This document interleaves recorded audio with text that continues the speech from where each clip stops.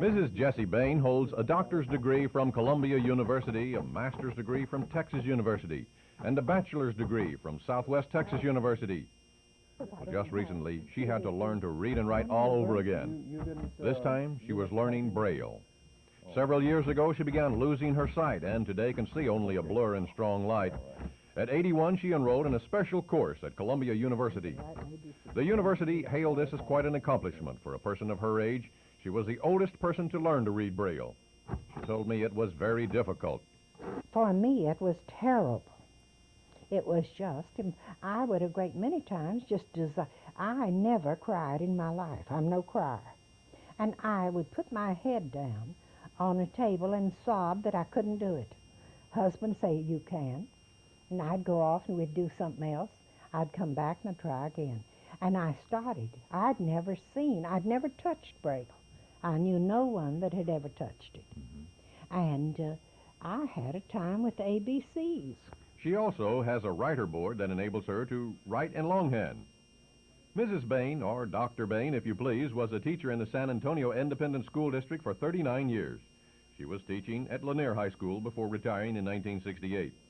She and her husband, Jacob, live at 1926 West Magnolia Avenue. A remarkable lady, Dr. Jessie Bain.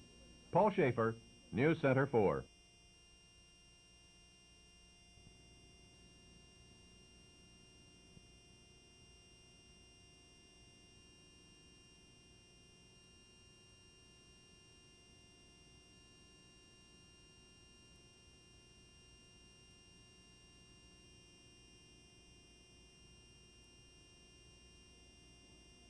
So this is one way that I want you to warm up before any meet. Jan Trottier is the athletic trainer for the Harlandale Independent School District. As such, she works with injured high school and middle school athletes. Jan told me there's not an abundance of women in this field. There's a hesitancy to hire women because of misconceptions the trainers are constantly working in locker rooms filled with undressed male athletes. This makes it difficult for women to land jobs. It is hard at first because they feel that working with high school boys and girls, that rumors will spread, problems dealing with nudity and working in men's locker rooms, things like that. But I haven't had any problems with that. I have the guys come in here with shorts, they get treated with shorts on. And Jan said some football players did not accept her at first, but that's pretty well changed now. She said the job of an athletic trainer is more than just taping ankles and knees.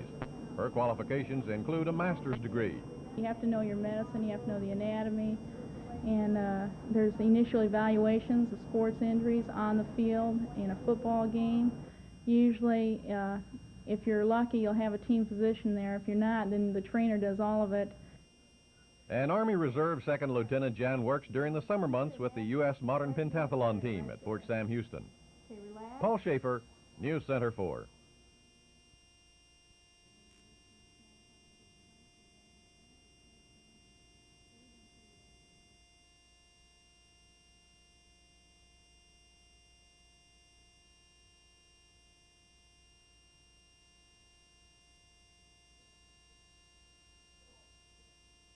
Going to get. Oh, the Bonnies, the Wendy's, the Debbies, the Donnas. I can't even remember all their names. Give me a hand. Keep playing, Paul. Actress-singer Leland Palmer stars as the ex-wife of Joe Gideon, played by Roy Scheider, in the movie All That Jazz. The 20th Century Fox Columbia Pictures movie was directed by Bob Fosse.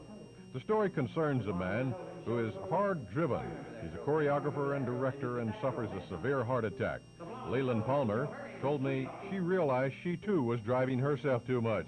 I had done that, actually. I could really identify with this character because from the time I started dancing at 19 and a half, I didn't stop. I mean, I took 17 classes a week for 3 years. I moved to New York. I auditioned for show after show. My first show was with Bob Fosse and Little Me, the National Touring Company. And then I started studying acting and singing and dancing, maybe 3-4 classes a day.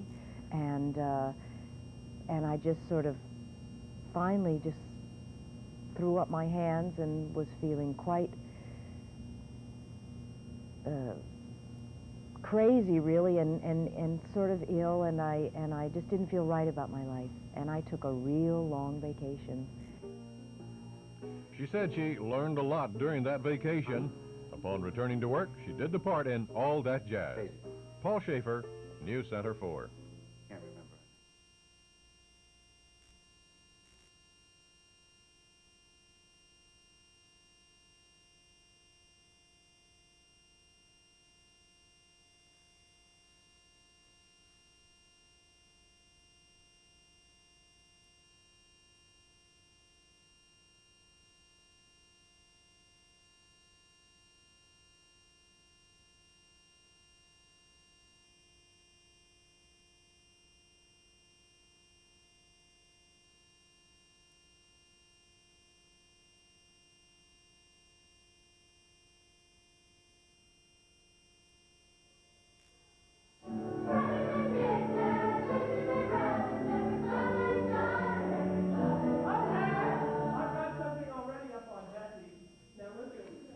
These young performers are the Saltines.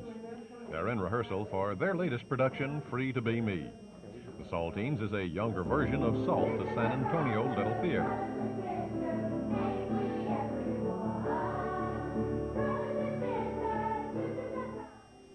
Saltine director is Phil George, a freshman drama major at Incarnate Word College and a '79 graduate of John Marshall High School, where he developed his interest in the theater.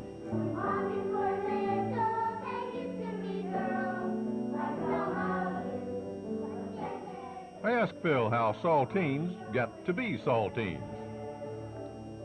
Well, we have auditions every once in a while, and I encourage all of them to come out. I don't turn anybody away. Anybody who shows up for the auditions, I either cast them or I put them in some kind of a technical crew or something like that.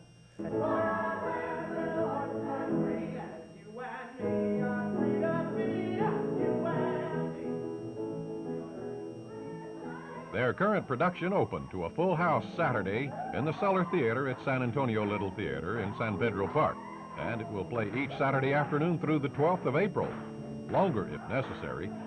Paul Schaefer, News Center 4.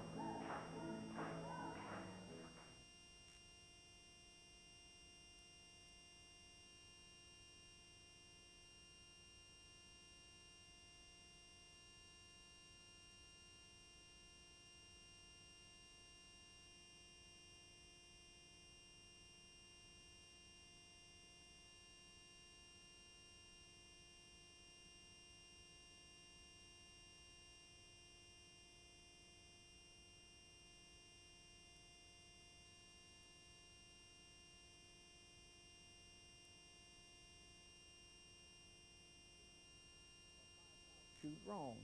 At 5,000 feet, I left the plane to make a 3,000-foot delayed jump. My chute just, the canopy, the shroud lines just trailed me down like a wet handkerchief. This is Joe Jump Pappy Long. A San Antonio native, he is a former professional parachute jumper and wing walker. Here he's describing one of his less successful jumps. Oh, he survived that jump, of course, but with painful bumps and bruises, but no broken bones. When Joe was 23 years old, the year was 1927, he gave up his job as a bank clerk to barnstorm the countryside with the Stinson Field Flying Circus. In 14 years, he made 523 jumps, performing at new airport dedications and farmers' cow pastures. He worked mostly on weekends, had a full-time job as an iron worker. His most serious injury came not from a parachute jump, but when he fell 18 feet off a construction job in Texarkana and was hospitalized. In World War II, he joined the Army Air Corps and was a parachute rigger. Long told me the purpose of the daredevil air shows of the 30s was to promote aviation. The city of San Antonio, Bexar County, and the 66th Texas Legislature have all recognized Joe Pappy Long for his contributions to aviation and for his civic activities. Paul Schaefer, News Center 4.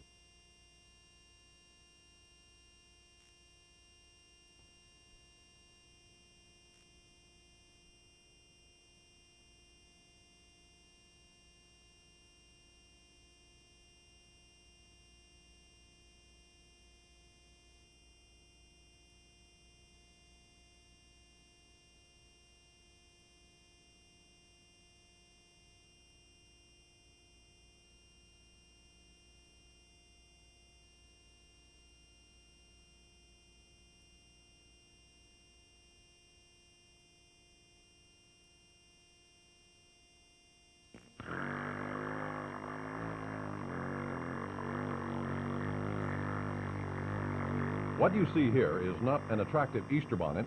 No, it's the latest creation to fight the energy crisis. It's a people mover machine and is normally worn on the head and will give the wearer an assist in walking down the street. Not to mention promote a few strange looks. Or it can take the effort out of bicycling. It can cool the wearer while propelling a backyard swing. The people mover machine is a maximum efficient air-cooled engine. One cylinder, it utilizes several different sources for power, including solar power, wind power, and very little gasoline. It was developed in an abandoned garage on the city's south side. Over several years of research went into it by the San Antonio inventor, who wishes to remain anonymous. He did tell News Center 4 another use it can be put to is as an auxiliary engine on a motor vehicle to assist getting to the nearest garage or expressway exit if the car's engine conks out.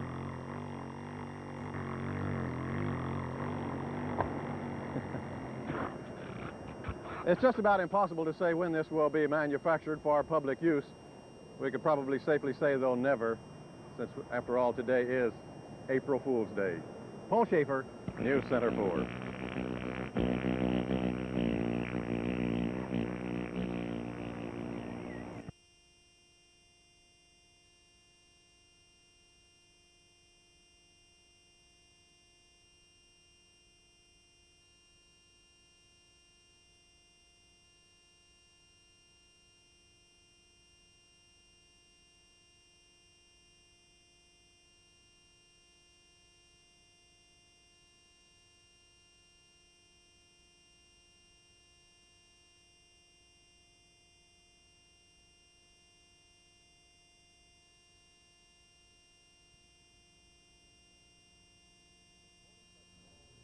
When Corliss Hudson was 3 years old, she was already being exposed to photography. She spent most of her days at her dad's photography studio. Corliss is the only photographer on the staff of the Northwest Times and the North San Antonio Times. She is one of only some 3 women newspaper photographers in the city. At age 9, she started her career with a Brownie Hawkeye. In high school, she worked on the school newspaper in Waco and a college paper at Abilene Christian University, where she majored in mass communications. Will it fit into 3 colors? Being a woman doesn't take the hazard out of the work photographers are sometimes faced with, like the time she was photographing a football game and got tackled, or hit in the face with a basketball at a game one night. Here's an example of some of the many pictures she has taken over the years.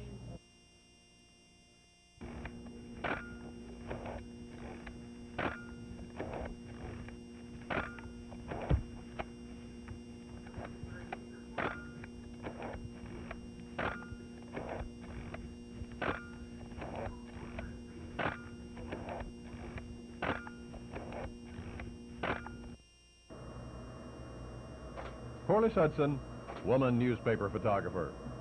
Paul Schaefer, News Center 4.